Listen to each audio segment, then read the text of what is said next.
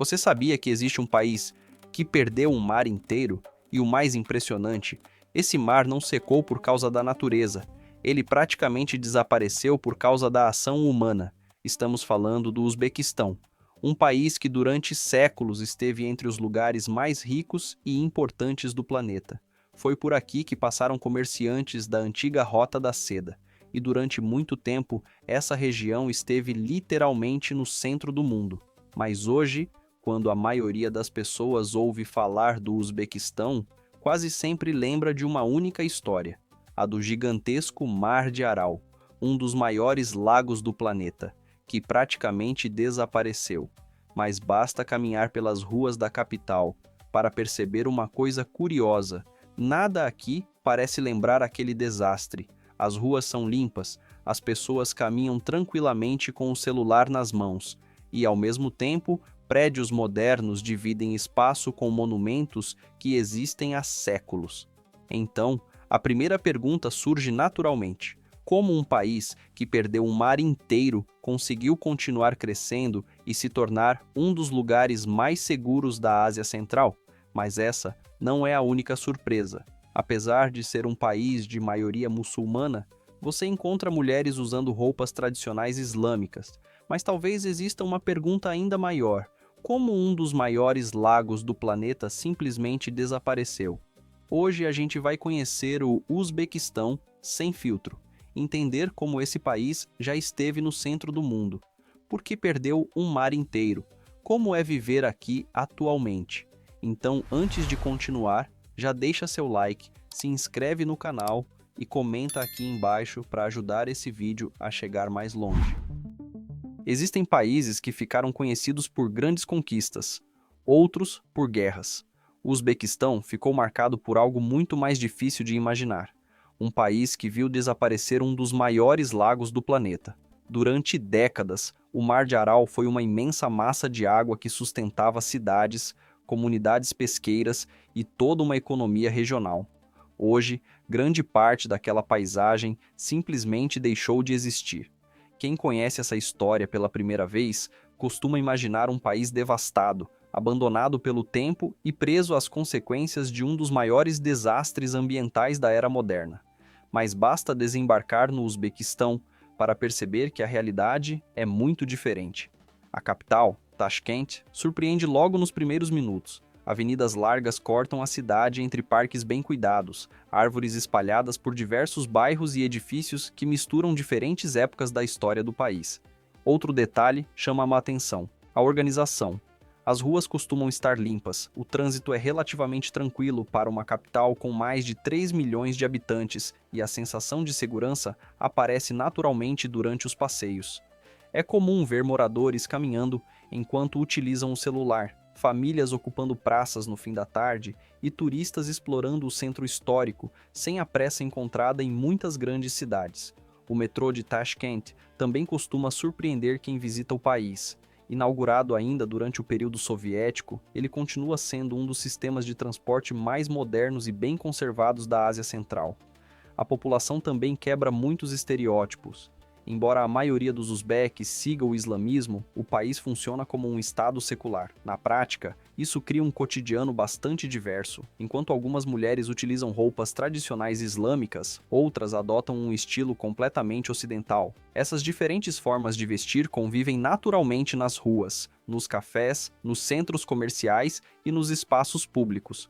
Outro reflexo dessa diversidade aparece no idioma. O uzbek é a língua oficial, mas o russo continua muito presente no dia a dia, principalmente nas grandes cidades, resultado de décadas de integração durante o período soviético. Quem caminha por Tashkent também encontra visitantes vindos de diferentes partes do mundo. Alguns seguem viagem para conhecer Samarcanda, Bukhara e Khiva. Talvez esse seja o maior contraste do Uzbequistão, um país que muitos associam apenas ao desaparecimento de um enorme lago, mas que hoje apresenta cidades organizadas, uma população diversa e um cotidiano que desafia quase todas as expectativas de quem chega pela primeira vez. A pergunta então surge naturalmente: como esse país chegou até aqui e como conseguiu perder um mar inteiro? Para entender como um dos maiores lagos do planeta praticamente desapareceu, primeiro precisamos voltar muitos séculos, quando o Uzbequistão estava no centro do mundo. Muito antes de o Uzbequistão perder um mar, ele ocupava um dos lugares mais importantes do planeta. Na época em que a maior parte do comércio entre o Oriente e o Ocidente era feita por terra, praticamente todas as grandes caravanas cruzavam esta região. Era a famosa Rota da Seda. Muito mais do que um caminho comercial, ela funcionava como uma enorme rede de conexões entre diferentes civilizações. Mercadores transportavam seda, especiarias, metais preciosos, porcelanas e tecidos. Ao mesmo tempo, viajavam também ideias, religiões, idiomas, descobertas científicas e diferentes formas de enxergar o mundo. Foi nesse cenário que cidades como Samarcanda, Bucara e Khiva cresceram. Elas se transformaram em pontos estratégicos para quem atravessava a Ásia, reunindo comerciantes, estudiosos e viajantes vindos de regiões muito distantes umas das outras. Ainda hoje, caminhar pelos centros históricos dessas cidades é como voltar vários séculos no tempo. No século XIV, ela foi escolhida como capital do Império de Timur, conhecido no Ocidente como Tamerlão, mas nenhuma potência permanece no auge para sempre. Com o passar dos séculos, novas rotas marítimas reduziram a importância da antiga Rota da Seda. O comércio internacional começou a seguir outros caminhos, e a influência da região diminuiu gradualmente. No século XIX, o Império Russo expandiu seu domínio sobre a Ásia Central, incorporando os territórios que hoje formam o Uzbequistão. Décadas mais tarde, após a Revolução Russa, a região passou a integrar a União Soviética. Foi durante esse período que uma decisão mudaria completamente a paisagem do país. A economia local passou a ser fortemente direcionada para a produção de algodão. Para irrigar enormes plantações, as autoridades soviéticas decidiram desviar grande parte das águas dos rios Amudária e Sirdária, justamente os dois principais rios que alimentavam o Mar de Aral. Durante algum tempo, os efeitos dessa decisão pareciam pouco perceptíveis, mas ano após ano, menos água chegava ao lago. O nível começou a baixar, as margens recuaram, a área coberta por água diminuiu cada vez mais. Em poucas décadas, um dos maiores lagos do planeta perdeu grande parte de sua extensão. Portos deixaram de funcionar. Mas essa não foi a última página da história do Uzbequistão. Apesar desse desastre, o país não ficou preso ao passado. Hoje, basta esperar o anoitecer para descobrir um país completamente diferente do que muita gente imagina. Quando o sol começa a se pôr, Tashkent revela um lado que pouca gente espera encontrar na Ásia Central. É uma atmosfera tranquila, sem a sensação de tensão que muitos imaginam ao ouvir falar de um país localizado entre antigas repúblicas soviéticas. Muito pelo contrário. O centro da cidade continua cheio de vida. Outro detalhe chama a atenção: a limpeza. Mesmo nas regiões mais movimentadas, as ruas costumam permanecer organizadas e bem conservadas, reforçando uma impressão que já aparece durante o dia.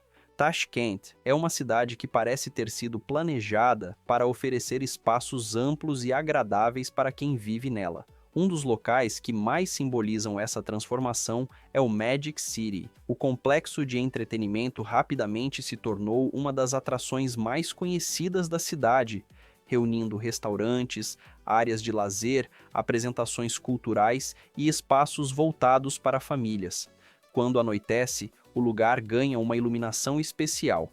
As pessoas passeiam pelas ruas internas, crianças brincam nas áreas abertas e visitantes aproveitam o ambiente sem pressa.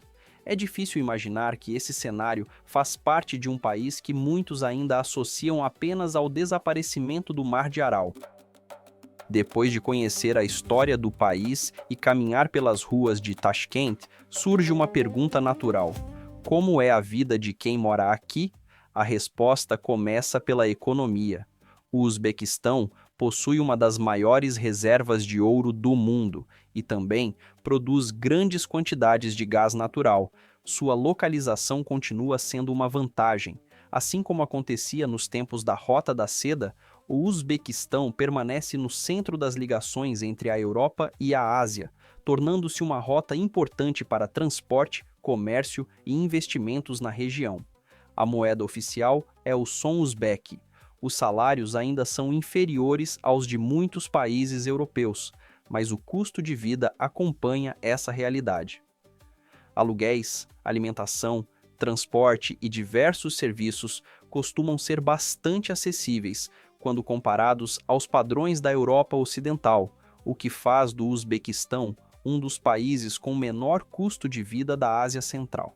Em relação à segurança, o Uzbequistão costuma apresentar índices de criminalidade relativamente baixos quando comparado a diversos países da região. É comum ver pessoas utilizando seus celulares enquanto caminham pelas ruas, frequentando parques no início da noite e utilizando o transporte público sem grandes preocupações. O passado soviético também permanece visível. Talvez seja justamente esse equilíbrio que mais surpreenda quem visita o país. Um lugar onde tradição e modernidade caminham lado a lado, sem que uma necessariamente apague a outra. E no final, fica uma pergunta: você conhecia a história deste país?